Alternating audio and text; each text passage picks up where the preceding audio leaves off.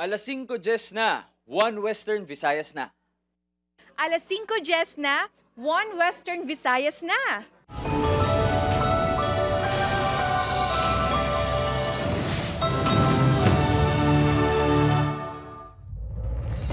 Mga balitang aton tutukan subong nga Huwebes, mas ginpasangkad nga kampanya kontra kriminalidad, hugot nga ipatuman sa PRO6 sa mga unit commander. Iloilo City Police Office, mas ginpasangkad ang operasyon kontra kriminalidad kasunod sa mando ni Mayor Jerry Treñas nga giyera kontra street crime. Ginapahayag drug queen sa kalakaran sa illegal nga droga na dakpan sa istansya na dismiss nga pulis anay karelasyon sa subject.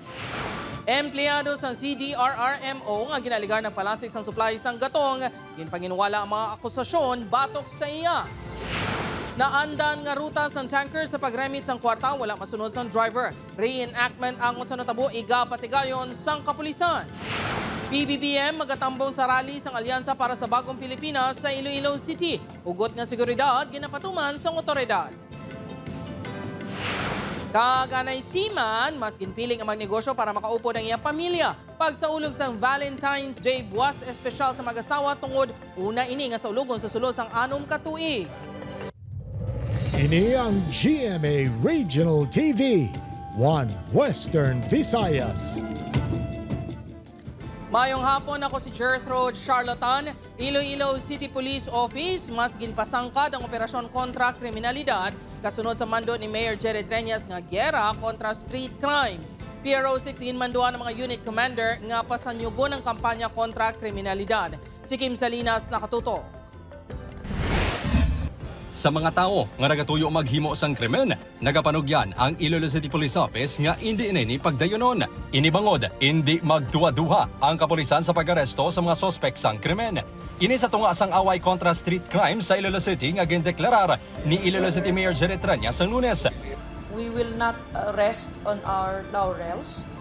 Padayon namon kamo nga lagson kag if evidence warrant gini-encourage manamon ang publiko nga filean tagid ni sila kaso. Madumduman niya anong ka-insidente sang basag kotse ang ginreport sa kapulisan sang Enero. Sang Lunes, may insidente sang hold up sa city proper nga kahimuan sang 5 ka CICL nga nakapalagyo sa Balay Dalayunan. May insidente man sang pagpangawat sang cellphone sa isa ka pharmacy sa Haro sang nagligad niya simana. Sa karon, padayon ang readjustment sang mobile beat patrollers sang ICPO. Nagahingyo man ini sa barangay officials nga magbulig sa patrolya. Gina-analyze naton, gina-assess, gina-monitor ang mga insidente naton diri. Kag anong mga factors nga naglatabo ini, kag ginahatag kita recommendations paano ni siya matapna. Magluwas sa mga insidente sang krimen sa syudad. Sunod-sunod nga hold-up incidents man ang natabo sa Pavia kag Santa Barbara subong nga semana. Sunod sa PRO6, wala pa sila sang na-monitor nga private armed group sa rehiyon nga ginagamit para sa eleksyon kag posible lain man ang sa likod sang serye sang hold-up incidents. It could be different in case ginman nga may ara. It's because nga ining private armed group kung may ara siya, base lain niya nga purpose. Bangod sini nga mga insidente, nagmando na ang Police Regional Office 6 sa mga unit commanders nga pasanyogon ang kampanya kontra kriminalidad. Upod Carmel Porquia, Kim Salinas, One Western Visayas.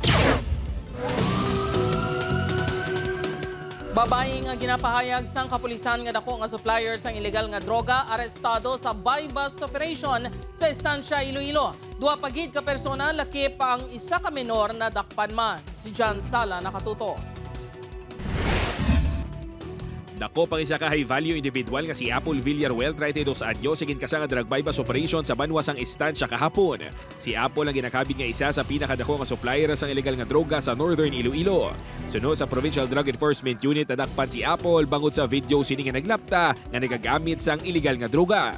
Ang ining viral video niya nga nagagamit sang illegal nga droga nakakot ini sang attention sang aton nga unit no. Pag I was instructed by the provincial director to investigation and it yielded positive no. Base sa pahayag ni Apple kay Dilima, Ang nobya subong sa iyan nakarelasyon sa adto nga isa ka dismiss ka pulis ang nagpalaptas ang video. Nagapati man si Delima nga ang dismiss nga pulis nga si alias Dindin ang kaupod man sini sa illegal drug trade. Ginako naman ni Apple nga nagagamit ini apang wala kuno nagaduso. Ginako man sini nga siya ang babayi sa nag-viral nga video.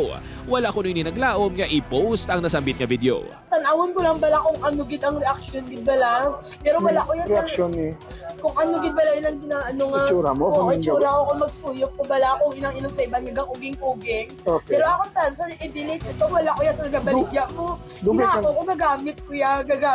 Pero wala ko ya record nga gabaligya alisang na. Lakip sa mga nadakpan ng isa ka lalaki ginkilala kay Michael Villaruel, 27 anyos, kag alias Christian, nga isa ka minor de edad. Gi-turn over na sa MSWDO si alias Christian samtang may isa ka persona nga nakapalagyo.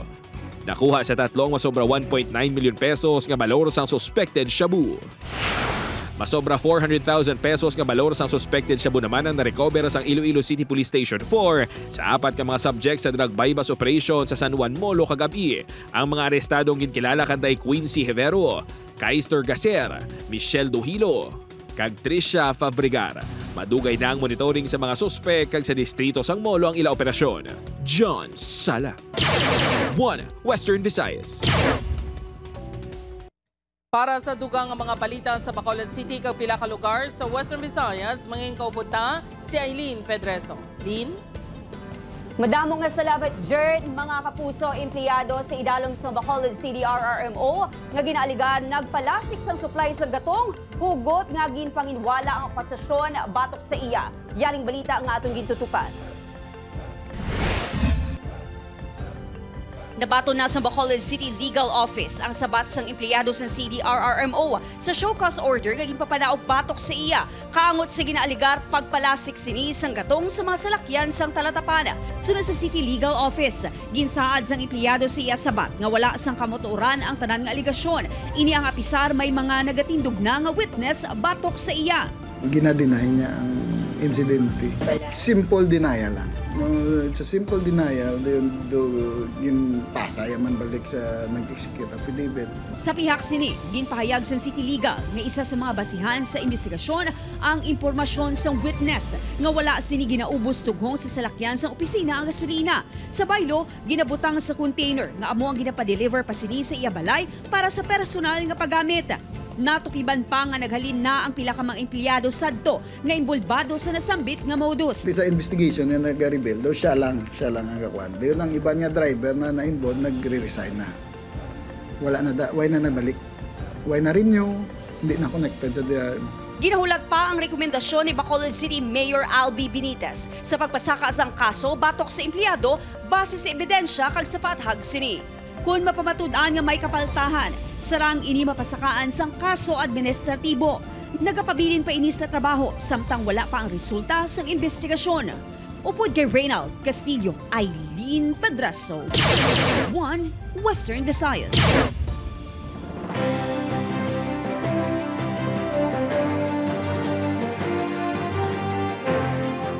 Malapit 800 ka kapulisan gin-deploy para sa seguridad sa rally sang alyansa para sa bagong Pilipinas nga tambungan ni Presidente Ferdinand Marcos Jr. Si Kim Salinas nakatutok live sa Mandurriao, Iloilo City. Kim?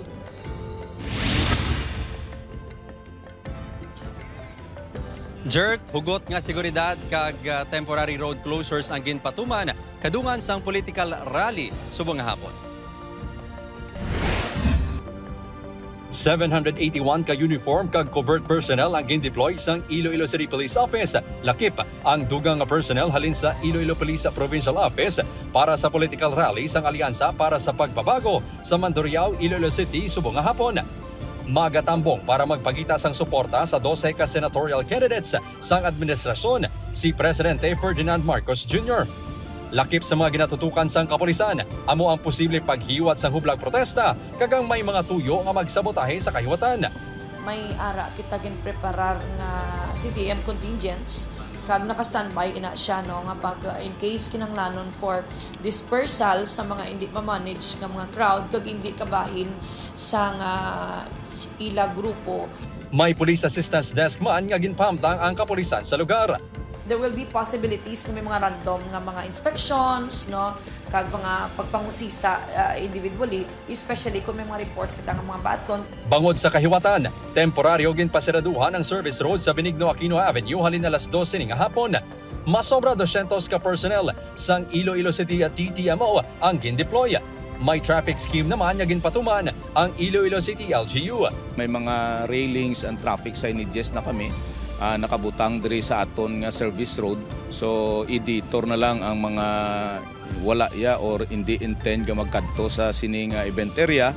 Gindesignar nga drop-off area sa mga magatambong sa rally ang Donato Pizon Avenue, Halandone Street, kag Garden of Love sa Nabitasan, La Paz.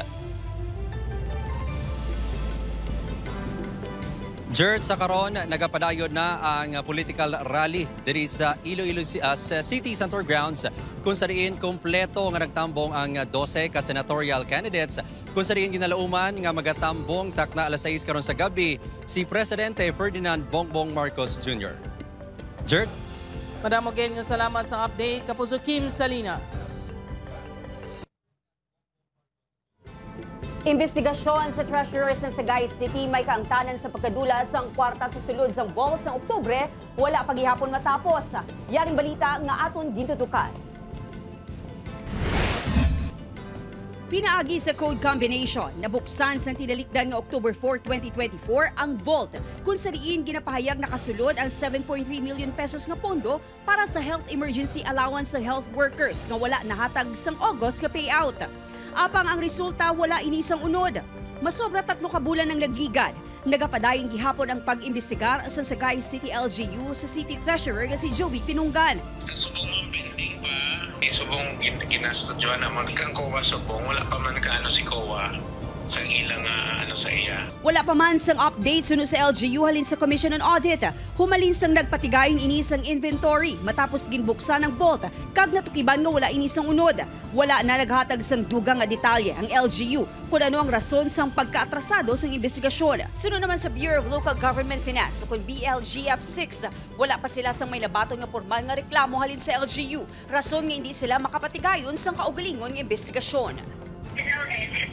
Wala man naging pala complaint sa City Treasurer ng Cagayan. Wala pa siyan man ang because wala man sa complaint. Nagapabili naman bilang City Treasurer si Pinunggan. Upod kay Reynald Castillo, Aileen Padraso. 1 Western Visayas.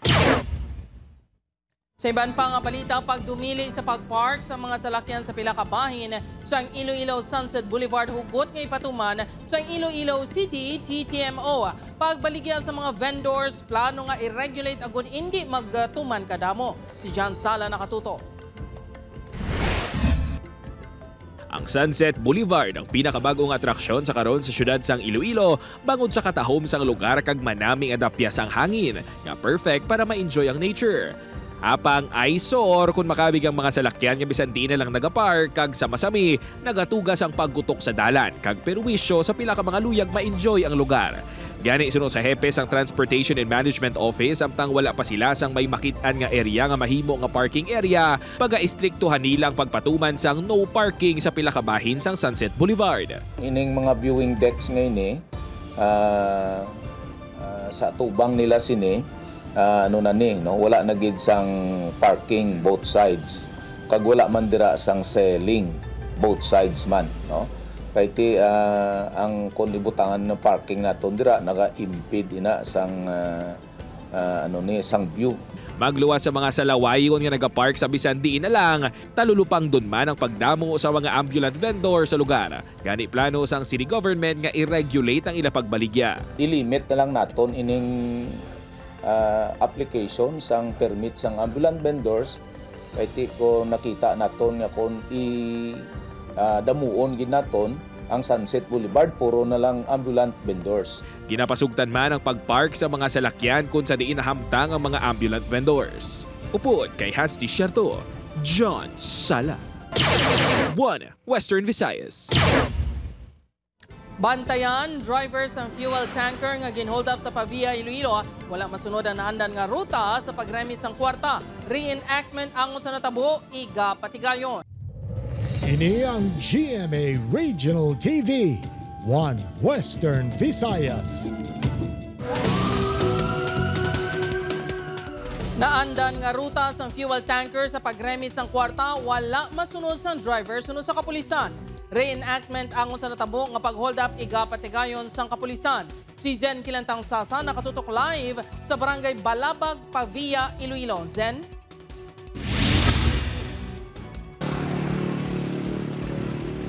Jirt, may duha na ka mga testigo sa robbery hold-up nga ginauyatan ang Pavia Police agod makabulig sa pagpadasig sang investigasyon.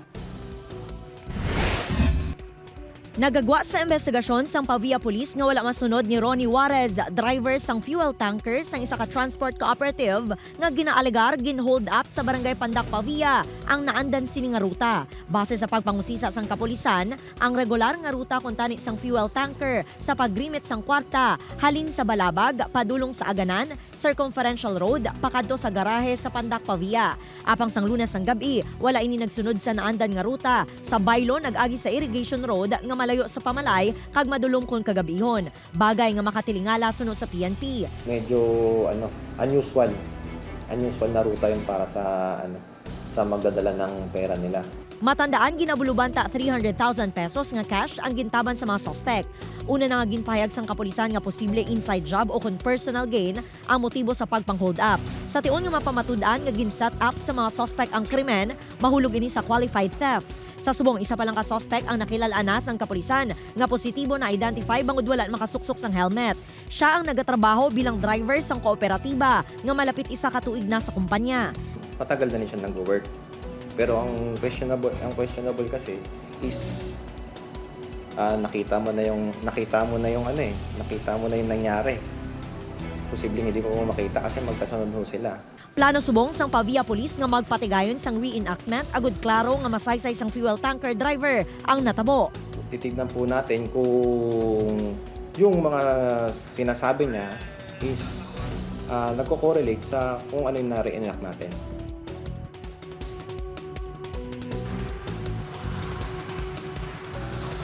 Jirt, wala pa sang may ginhatag nga schedule ang Pavia MPS kung saan hiwaton ang reenactment sa hold-up. Sa subong, padayon pa ang backtracking nila sa mga CCTV footages agud makilalaan ang identity sa mga suspect. Jirt? Madamo gig, salamat Zen Kilantang Sasa. Asawa Pilason so naglupok ang pusil sang banang gintutok sa iya. Samtang lalaki, patay sang maksidente ang motorsiklo sa Sagay City. Yaring balita. Ginbawian sang kabuhi ang rider nga si alias Etok sang nakabunggo ang ginamaneho sining motorsiklo sa nakapark na truck sa atubang sang Sagay City Hall, Barangay Rizal, Sagay City. Sunod sa kapulisan, mabaskog ang impact sang pagkabunggo sa motorsiklo sa truck, rason nga nakaagom sang patal nga pila sa ulo ang biktima. Nagwa sa investigasyon sang kapulisan nga yara sa impluensya sang makahulubog nga ilimnon. According sa mga witness kabalik-balik ni siya sa wala mabalaan nga rason until such time nabungguan niya yung truck. Wala na sang plano nga magpasaka sang kaso ang himata sang biktima batok sa driver sang truck. Nakaagom sa pila sa kamot ang 37 anyos nga asawa nga si alias Flores sa isa ka maestra matapos maglupok ang pusil nga gintutok sa iya mismo bana nga isa ka pulis sa Barangay Ayungon, Valladolid. Sunod sa kapulisan, antes pa man ang insidente, nag-inom-inom pa sa gwa sang ilabalay ang sospek. Kaupod ang ilang nga himata. Ginikap ng iyang firearms, gintutok ang pusil sa asawa. Kalukpa niya, matungong na yan igo ang asawa. Apang, naglupok ang pusil. Rason nga naigo ang asawa sa tuong kamot. Naibaluan nga 3 pa lang kaadlaw nagbunag sa ilabata ang biktima. Matapos nagpalupok, gilayon nga namurag-muragan ang suspect sunod sa kapulisan. Apang, desedido nga magpasaka sang formal nga reklamo ang biktima. Mapasaka siya reklamo, nagkakandak naman investigation mismo ang PNP. Tuloy niya nga para ma-recover niya natin, maging subject naman natin for ballistic examination. Ginkustudiya na sa kapulisan ang suspect. Upod kay Reynald Castillo, Aileen Padraso. One Western Visayas. Ginpasaka na sang kaso nga murder ang suspect nga si Ronald Susbilia nga nagtiro patayon sa live-in partner ni alias Maymay nga si Rodito Celis Jr. sa Barangay Lanag, Santa Barbara, Iloilo sa nagligad nga simana. Madumduman nga sa balay mismo ni alias Maymay natabo ang insidente kag nasaksihan pa sang anak sini. Nagaistoryahanay pa ang suspect ang biktima apang hinali lang nagintiro sang suspect ang biktima nga naigo sa likod. Nagtuyo pa nga malagyo ang biktima apang ginlagas ini sang suspect kag gintiro sa makapila ka beses tubtob nga napatay. Gilayon man nga nagpalagyo ang suspect kag tubtob subong nagapabilin nga at large. Mga kapuso, subong nga adlaw Pebrero 13 ang ginaselebrar bilang World Radio Day. Among selebrasyon ang nabase sa proklamasyon nga ginpagwa sa United Nations Education, Scientific and Cultural Organization o UNESCO member states ng 2011 kag ginadoptar sa United Nations General Assembly sang 2012. Diri ginakilala ang kontribusyon sang radyo sa pagpalabot sa mga pumuluyo sa mga mapuslanong nga impormasyon agud ila maintindihan ang nagakalanabo sa palibot kasubong sa climate disasters. Sa Pilipinas, isa sa mga radio network ang Radio GMA nga ginabuusan sa GMA Super Radio kag Barangay FM. Mga kapuso, ginbasura sang Iloilo City Prosecutor's Office ang ginfile nga motion for reconsideration ni Iloilo Public Information and Community Affairs Head Nerio Lujan may kaangtanan sa cyber libel case nga ginfile sa iya ni Iloilo City Mayor Jerry Treñas. Sa resolusyon sa City Prosecutor's Office, wala sang basihan ang postings ni Lujan sang 2023 kag 2024. Nagapakita man ang postings sini nga malisyoso kag may tuyong nga mangguba sa reputasyon sang alkalde labaw sa depensa ni Lujan nga kritisismo lang niya ini sa alkalde kag kabahin sang freedom of expression. Ginabiabi sang alkalde ang resolusyon. Suno kay Treñas, nagabaton ini sang rasonable nga criticism kag ginapanugutan ng sinuman nga nagapalaptas sang kabutigan nga ginatago sa free expression. Sa post ni Lujan sa social media account sini, gin-question sini nga nakakuha sang kopya sang resolusyon ng pila kakatapos ang media sa Iloilo apisar nga wala pa ini nakabaton sang kopya. Magahimo man kuno ini sang tanan nga legal nga tikang sa padayon nga pagpakigbato sini sa hustisya. Bantayan. Anay Siman, mas ginpili nga magnegosyo para makaupo ng iyang pamilya. Excited na nga sa ulugo ng Valentine's Day buwas nga una matapos sa sulod sang 6 ka tuig. Ini ang GMA Regional TV, One Western Visayas. 13 ka mga persona ang pilason sa aksidente nga nagtakilid ang depasahero nga jeep sa barangay Kanawili, Haniway, Iloilo pasado alas 7 kaina sang aga. Sunod sa Haniway Police, pakadto sa Banwa ang jeep nga ginamaneho ni Ronnie Guardialao, 62 anyos kag may 15 ka mga pasahero apang hinali nga napatay ang makina sa salakyan sang nakalabot na sa likuon nga bahin sandalan rason nga nadulaan na ini sang kontrol kag natumba ang jeep. Nakabatyag sang pagpalanakit sang lawas ang 13 ka mga pasahero, lakip na ang isa ka menor de edad. Wala na sang plano nga magpasaka sang kaso ang mga biktima batok sa driver. Wala sumulod ang iyang kambya. Automatic na patay ang makina. Sa hindi na yan na maswito. Mayroon. So yung maslik niya na lang sa pilit ang motowituraan ng tumba. Mga kapuso, kadungan sang pag-obserbar sang National Dental Health Month subong nga bulan, ginhatagan sang pagtamod ang importansya sang oral health ilabi na sa kabataan. May ginhiwat nga caravan sa syudad sang Iloilo nga ginsundan sa malipot nga programa. Bukas man sa publiko ang bagong nga talatapan sa PDA Iloilo chapter agod makabisita ang mga luyag makigahinon-anon kag ang mga luyag magpa-check up. May libre nga dental services para sa mga Ilonggo kasubong na lang sang gabot kag pagpapasta kag cleaning sang ngipon. Amo niya ginaselebrar imo ang National Dental Health Month kung sa diin nga ang parte sa ngipon bala mo gina ang amon niya baskog nga ginakampanya para nga ang aton nga makabataan ang ila nga mga ngipon ay ila man niya mga futuro mangin mapuslanon.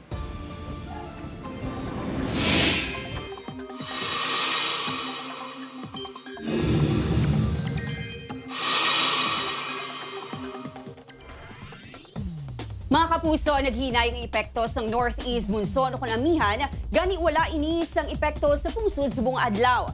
Sa Sa subong may 3 ka weather systems nga nagaluntad nga posible magresulta sang lapta-laptang ulan sa pila ka lugar. Ini ang shear line nga nagaluntad sa extreme northern Luzon, ang Intertropical Convergence Zone o kung ITCZ, sa bahin sang Mindanao kag Eastern East naman sa Metro Manila kag iban pa nga bahin sa pungsod.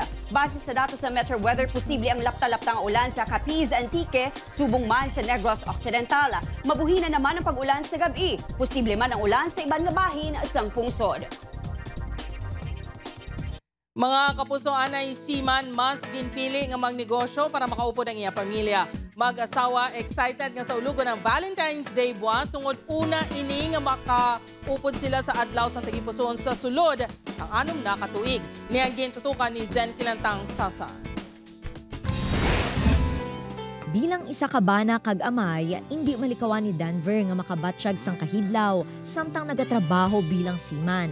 Istorya sini, ginpili niya nga magnegosyo, agud makaupod ang iya pamilya, kag makit-an sini ang pagdako sang duha sini ka baby girl. Para ma-experience ko man ang maupod kong mga bata, umuti kay sa pila ka bulan, 1 month, 2 months, balik naman sa barko. Isa ga-homesick ka, o magtanaw ka sa mag-communicate ka sa sa mga kabataan, labi na sa akon nga asawa, amone, ga ambal-ambal na nga papa, ga isip na sang 1, 2, 3, tapos ga ABC. Aminado siya nga magamay lang ang kita sa negosyo nga magbaligya sang talaba, kag pag-ubra bilang rider, kung ikumparar sa iya sadto sweldo sa barko.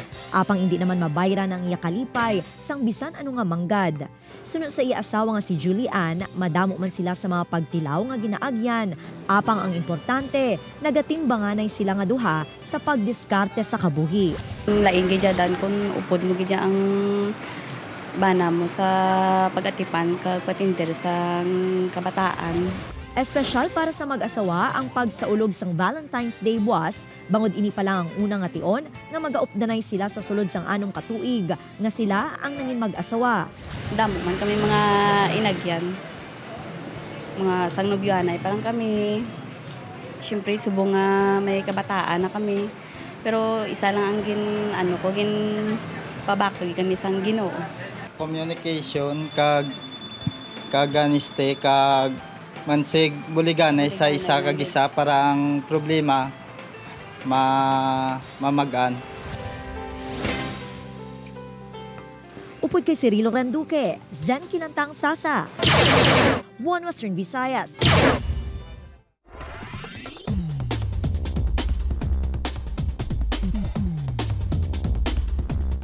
Mga kapuso, mahimo nyo malantaw ang ininga episode sa GMA Regional TV official website www.gmaregionaltv.com. Pwede man mabisita kag i-click ang subscribe button sa GMA Regional TV official YouTube channel para sa mga updated nga balita. Sa aton mga kapuso naman diri sa Western Visayas kag subong man sa aton mga kapuso abroad, madamo gyud nga salamat sa pagtutok. Mag-isa kita kag hibalo ng mga balita tungod local news matters. Ako si Gertrude Charlatan, ini ang One Western Visayas, bugos nga puwersa para sa mas dako nga misyon kag mas masangkad nga pagserbisyo sa pungsod.